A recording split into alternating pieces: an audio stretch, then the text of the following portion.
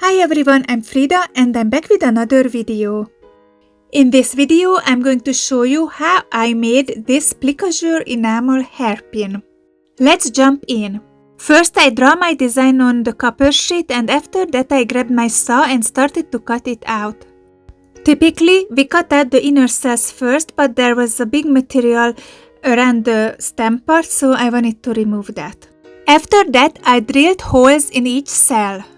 This way we can thread through the saw blade so we can cut out the inner cells where the enamel is going to go. It took some time, I don't want to bore you with all that footage, instead I share a little snippet from the other day when we took Dingo down to the river for the first time. He really loved it, I'm looking forward to taking him again. Let's get back to the project. I finished cutting out the cells and the outline of it also, and I decided to make it three-dimensional, so I curved the leaf. Plique-a-jour is a French word and it means letting in daylight. We create these small cells and we fill it out with vitreous enamel. This technique is similar to cloisonne in a way because enamel goes in between these little cells, but Plique-a-jour doesn't have a backing. It's letting through the light, so it was called miniature stained glass because of that, and it was really popular during the Art Nouveau era.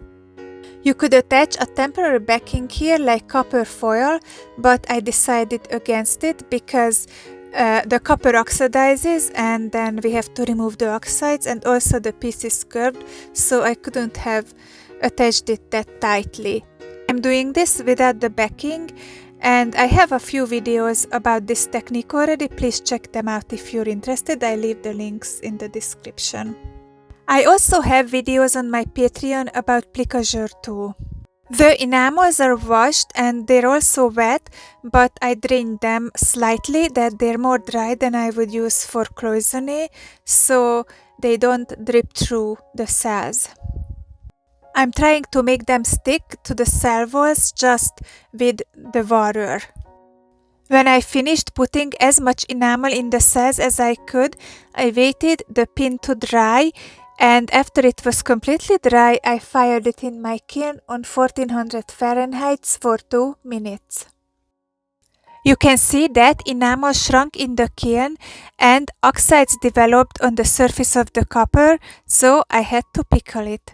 I took it out to the sunshine to show you how it looks now, and there is not much enamel in the cells, but we can always put more, and we're going to have much easier time with that because the cells are getting smaller and smaller.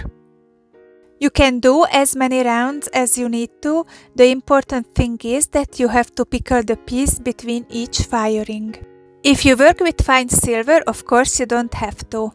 Yesterday, as I was working on this, I looked out the window and this is what I saw. I stepped out quickly and I recorded a short footage for you guys. I didn't have hard time recording this, they're pretty tame, people are feeding them so they come close. I applied a few more layers of enamels, firing in between each layer and pickling it, and I don't really know how many layers I applied, about 7-8, honestly I lost count. The leaf I'm making is a Ginko Biloba leaf. Ginko Biloba is one of the oldest living trees. I remember having one of these trees in the city I grew up, and I remember how much I admired it. This tree is originated in China and I think this is the most beautiful tree. This is how the piece looked after I fired the last layer of enamel. Now there is one more thing left to do, and that's the sanding.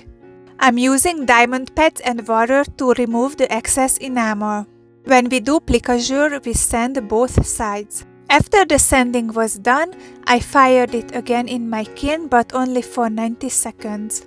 We need to do this last firing because enamel lost its shine during the sanding, and if we wanna get the shine back, we have to fire it. After the firing, I pickled the piece and I polished up the surface and I tried to harden the pin part because you know how soft copper can get after firings. Before I show you the finished piece, I would like to say thanks to my patrons for the support. This is how it turned out. I really love it. Let me know guys what you think in the comments. If you like my work and my videos, please consider supporting me on Patreon or buy me a cup of coffee. The links are going to be in the description. You can also support me by subscribing to my channel, liking, sharing and commenting on my videos. This is it for today. Thank you so much for watching and see you in the next one. Bye!